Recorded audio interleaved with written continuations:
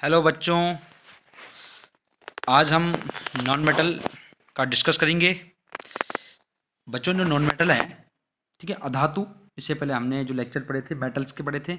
आज हम non metal का डिस्कस करेंगे। अधातु वे तत्व जो इलेक्ट्रॉन ग्रहण कर ऋण आवेशित होते हैं। क्या है? ऋण आवेशित होते हैं। इलेक्ट्रॉन को ग्रहण करके क्या है? ऋण आवेशित होते हैं। उसे कहते हैं अधातु कहते हैं। ठीक है। तो इलेक्ट्रॉन ग्रहण कर ऋण आवेशित होते हैं, जैसे ऑक्सीजन, कार्बन, नाइट्रोजन, ग्रेफाइट, सारे क्या है? नॉन मेटल है। अब जैसे हम यहाँ पे एक एग्जांपल देखते हैं, ऑक्सीजन। ठीक है। O2 के आउटर सेल में 6 इलेक्ट्रॉन होते हैं, तो क्या करते हैं? +2 इलेक्ट्रॉन को एक्सेप्ट करके, ठीक है, ऋण आवेशित O2 नेगेटिव हो जाता है। ठीक है। वे तत्व जो इलेक्ट्रॉन को ग्रहण कर ऋण आवेशित होते हैं उन्हें क्या कहते हैं? Non metal. ठीक है। इसी प्रकार से हमारे पास और भी एग्जाम्पल है, जैसे हम नाइट्रोजन। तो नाइट्रोजन क्या है कि इसके आउटर सेल में कितने? 5 इलेक्ट्रॉन की होती है। ठीक है। N2 nitrogen N। Outer cell में 5 इलेक्ट्रॉन होते हैं, तो नाइट्रोजन की 3 की आवश्यकता होती है, तो +3 इलेक्ट्रॉन, 3 इलेक्ट्रॉन को एक्सेप्ट करेगा और N3 नेगेटिव हो जाता है। ठीक है। सॉरी, N3 नेगेटिव हो जाएगा। ठीक है। उसे क्या कहते हैं? अधातु। वे तत्व जो इलेक्ट्रॉन ग्रहण करके ऋण आवेशित हो जाते हैं, या वे तत्व जिनको इलेक्ट्रॉन ग्रहण की करने की प्रवृत्ति होती है, क्या कहलाते हैं? Non metal. जिन तत्वों के इलेक्ट्रॉन ग्रहण करने की प्रवृत्ति होती है वो क्या कहते हैं? अधातु। ठीक है। जैसे ऑक्सीजन हमारा अधातु है। जितनी भी गैसेज है, मोस्टली गैसेज हमारी नॉन मेटल होती है। ठीक है। इसके बाद हम पढ़ेंगे अधातुओं के गुणधर्म। ठीक है। अब देखो, अधातुओं के गुणधर्म क्या है? अधातु चमकीली नहीं होती है। देखो, धातु चमकीली होती है, अधातु क्या है? चमकीली नहीं होती है। ठीक है। लेकिन एक ऐसी अधातु है आयोडीन, जो क्या है? चमकीली होती है। ठीक है। ये एक्सेप्शन है कि वह कौन सी धातु है जो चमकीली होती है, वो कौन है? आयोडीन, आई। ठीक। दूसरा है, ये अधिकतर कठोर नहीं होते हैं। धातु क्या है? कठोर नहीं होते, मुलायम होते हैं। लेकिन कार्बन का जो अपरूप है, हीरा, सबसे कठोरतम प्राकृतिक पदार्थ है। ये भी एक्सेप्शन है कि वह कौन सी धातु है जो कठोरतम होती है। ये एक्सेप्शन क्या है? हीरा। जो अधिकतर धातुएं क्या है? कठोर नहीं होती है। अधातुएं ठोस या गैस रूप में पाई जाती है। केवल ब्रोमीन एक ऐसी अधातु है जो द्रव अवस्था में पाई जाती है। देखो, ये क्वेश्चन बहुत बार पूछा जाता है। उस अधातु का नाम बताइए जो कमरे के ताप पर द्रव अवस्था में पाई जाती है। कौन है? ब्रोमीन। और इसका प्रतीक है Br। ठीक है। नेक्स्ट है, अधातु आघातवर्धक नहीं होती है, क्योंकि अधातु का पीटने पर पतली चादर के रूप में नहीं बना सकते हैं। तीसरा है, अधातुएं तन्य नहीं होती है। कि अधातु तन्य मतलब अधातु को अगर खींचेंगे तो उसके लंबे तार नहीं बनाए जा सकते हैं। नेक्स्ट है कि सामान्यतः अधातु विद्युत और ऊष्मा के कुचालक होते हैं, लेकिन इसका एक एक्सेप्शन है, ग्रेफाइट। जो कार्बन का अपरूप है, वो विद्युत का सुचालक होता है, ग्रेफाइट। आपने देखा होगा पेंसिल की जो रोड बनी होती है वो भी ग्रेफाइट की बनी होती है, और उसमें क्या है? विद्युत धारा प्रवाहित होते हैं, विद्युत का सुचालक होते हैं। सामान्यतः अधातु का गलनांक और क्वथनांक, घनत्व और गलनांक क्या कम होता है। अधातु में ध्वनि नहीं होती है। और नेक्स्ट जो इंपॉर्टेंट टॉपिक है, अधातुएं अम्लीय ऑक्साइड बनाती है। क्या है?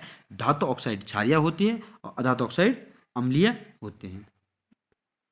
जो नेक्स्ट टॉपिक है बच्चों हमारा, नेक्स्ट टॉपिक हमारा है उपधातु।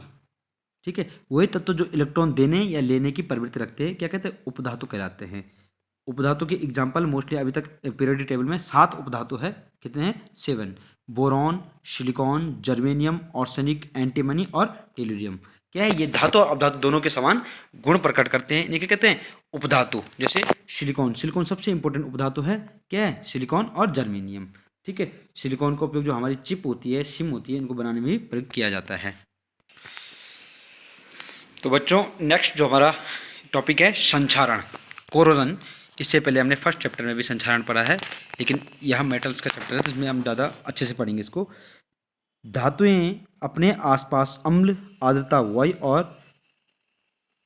वायु के संपर्क में आकर क्या है? उसकी ऊपरी परत को संक्षारित करते हैं। क्योंकि धातु अक्सर देखा होगा तुमने, जैसे वायु के संपर्क में, आर्द्रता, नमी के संपर्क में, या एसिड के संपर्क में आते हैं, तो वो क्या उसके साथ क्रिया करके उसके जो ऊपरी सतह होती है, सरफेस है, उसमें के दूसरे रंग की परत चढ़ जाती है, जिसे क्या कहते हैं? संक्षारण।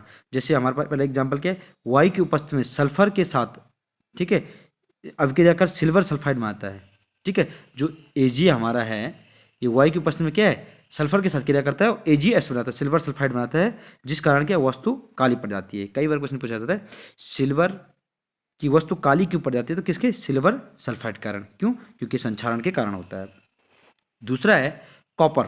कॉपर आर्द्र कार्बन डाइऑक्साइड के साथ अभिक्रिया करके हरे रंग का कॉपर कार्बोनेट बनाता है, CuCO3 कॉपर कार्बोनेट की परत बनाता है जो हरे रंग की होती है।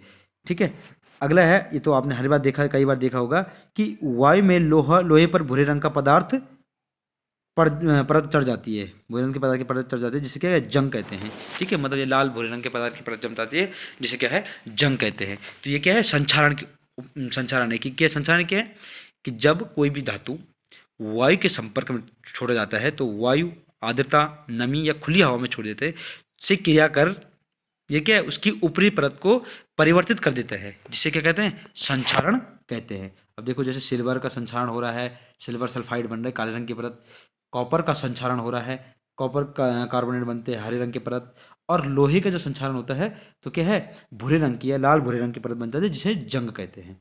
ठीक है, अब देखो, संक्षारण से बचने के लिए हम उपाय करते हैं, जैसे हम क्या है, लोहे पे उपाय करते हैं। लोहे पे जंग लगने से बचाया जा सकता है पेंट करके, तेल लगाकर, ग्रीस लगाकर, या सद लेपन करके, क्रोमियम लेपन द्वारा, या एनोडीकरण द्वारा। अब इसमें क्या होता है कि लोहे की धातु के ऊपर ऐसी धातु की परत चढ़ा देते हैं जो कम क्रियाशील होती है, और वो क्या है, वायु नमी के साथ क्रिया नहीं करती है, ताकि क्या है, ये संक्षारण से बच जाए। जैसे अगला क्या, ये टॉपिक हमारा यसद लेपन, गैल्वनीकरण। लोहे एवं इस्पात को जंग से सुरक्षित रखने के लिए उन पर जिंक की परत चढ़ाया जाना। क्या है, जिंक की परत चढ़ा। अब जिंक की परत क्यों चढ़ाई जाती है, क्योंकि क्या है, जिंक क्या है, कम क्रियाशील धातु है। क्या है, कम क्रियाशील धातु है, और ये क्या है, जब लोहे की छड़ के ऊपर हम जिंक की परत चढ़ाते हैं तो क्या है, वायु या आर्द्रता इससे क्रिया नहीं कर पाती है, या कम क्रिया करती है, जिससे क्या है, इसकी ऊपरी सतह परिवर्तित नहीं होती है। तो ये बहुत इंपॉर्टेंट है। यसद लेपन में हम किसकी परत चढ़ाते हैं, जिंक की परत। ठीक है, इसे कहते हैं यसद लेपन या गैल्वनीकरण। इसको जस्तीकरण नाम भी दिया गया है। ठीक है, तो इसे जो लोहे को संक्षारण से बचाने के लिए क्या है, हम यसद लेपन करते हैं। तो बच्चों, आज का लेक्चर समाप्त हुआ। नेक्स्ट लेक्चर हम अयस्कों के साधारण के मेथड पढ़ेंगे। इस चैप्टर का लास्ट लेक्चर होगा, तो अच्छे से पढ़िए और अच्छे से अपनी तैयारी कीजिए। Good luck.